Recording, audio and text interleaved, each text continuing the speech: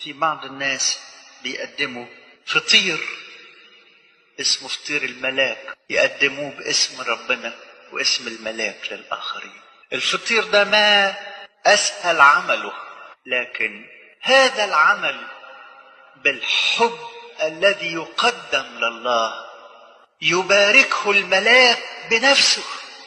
وأنا لا أنسى في حياتي يوم ما حبيت آكل فطيرة من فطير الملاك سخنة طالعة من الفرن، وستي منعتني إن أنا أكلها، لأن طب يبقى طعمها حلو وهي طالعة من الفرن. قالت لي لا، لما الملاك يبارك الأول. إيه الملاك يبارك دي؟ قالت لي اقعد كده شوف الفطيرة اللي على الوش، لما تنكسر يبقى الملاك بارك الفطير كل منه. جبت الكرسي وقعدت كده قصاد الفطير لحد الساعة 1 صباحا.